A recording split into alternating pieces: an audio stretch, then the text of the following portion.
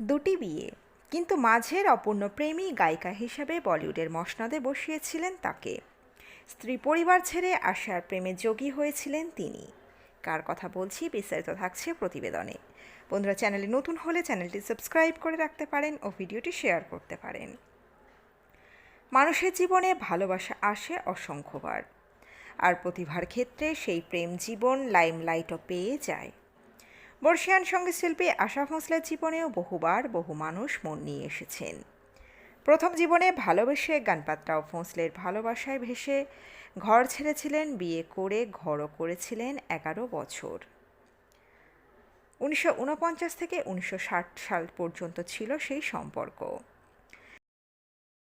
যে মধুরতার আশায় জীবনের এই পথ বেছেছিলেন, পরে তা কাঁটার প্রমাণিত হয়। গানপাত্রাও ভোঁসলের সাথে প্রথম বিয়ে থেকে আশা ভোঁসলের 3টি সন্তান হয়েছিল। তারা হলেন হেমন্ত, বর্ষা এবং আনন্দ ভোঁসলে। পরবর্তীতে 1980 সালে তিনি কিংবদন্তি সঙ্গীত পরিচালক রাহুল দেব বর্মনকে বিয়ে করেন। 1994 সালে তার মৃত্যুর আগ পর্যন্ত বর্মন তার জীবন ও সঙ্গীত উভয় ক্ষেত্রেই সঙ্গী ছিলেন আশা ভোঁসলের।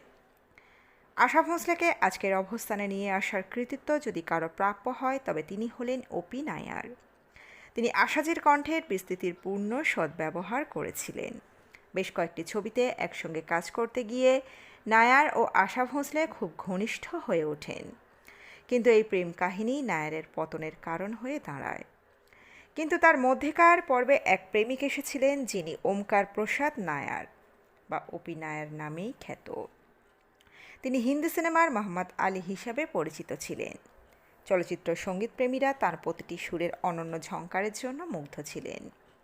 ওপি নায়ার ছাড়া অন্য কোনো ভারতীয় সুরকার লতা মঙ্গেশকরের কণ্ঠ ব্যবহার না করে এমন সুমধুর সঙ্গীত সৃষ্টি করেননি। গুরুদত্তের স্ত্রী গীতা দত্তকে চলচ্চিত্র জগতের সঙ্গে ওপি নায়ার পরিচয় করিয়ে দেওয়ার কৃতিত্ব নিয়েছিলেন। তার সুপারিশে গুরুদত্ত তাকে আর পার, মিস্টার অ্যান্ড মিসেস 55, সিআইডি এবং তুমসা নাহি দেখার মতো ছবিতে সুযোগ দেন, এবং নায়ার এই ছবিগুলির জন্য হিট সঙ্গীত রচনা করে নিজের যোগ্যতাও প্রমাণ করেন। কিন্তু নায়ার ও গীতা দত্তের মধ্যে কোনো একটি বিষয় নিয়ে মতবিরোধ হওয়ায় তিনি গীতা দত্তকে বাদ দিয়ে আশা ভোঁসলেকে সুযোগ দেওয়ার সিদ্ধান্ত নেন। আশা ভোঁসলেকে আজকের অবস্থানে নিয়ে আসার কৃতিত্ব যদি কারো প্রাপ্য হয়, তবে তিনি হলেন ওপি নায়ার। তিনি আশার কণ্ঠের বিস্তৃতির পূর্ণ সদ্ব্যবহার করেছিলেন।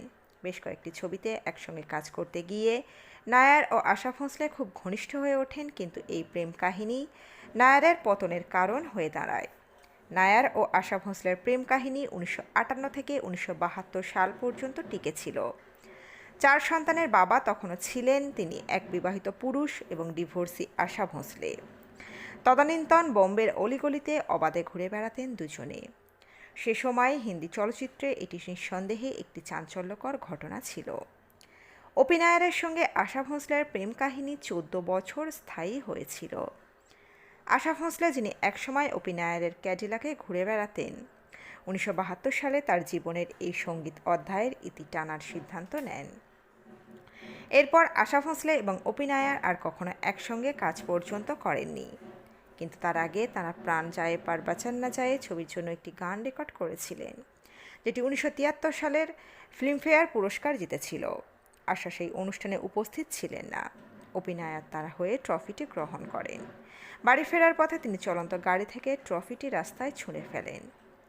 আশা ভোঁসলের সঙ্গে সম্পর্কের কারণে নায়ারের পরিবার ওপি নায়ারকে ত্যায্য পুত্র করেন, এবং শেষে আশা ভোঁসলেও তার জীবন থেকে চলে যান। নায়ার যখন নিজের ভুল বুঝতে পারলেন, ততক্ষণে যা ক্ষতি হওয়ার তা হয়ে গিয়েছে।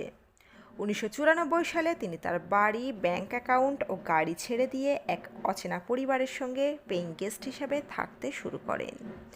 আশা ভোঁসলে নায়ারের জীবনকে না ক্ষুদা মিলা না বিসালে সানামের জীবনে রূপান্তরিত করেছিলেন।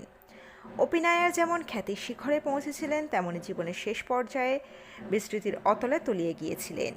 ওপি নায়ার 81 বছর বয়সে 2007 সালের 28 জানুয়ারি শেষ নিঃশ্বাস ত্যাগ করেন, কিন্তু তার সঙ্গীত কখনো মরেনি।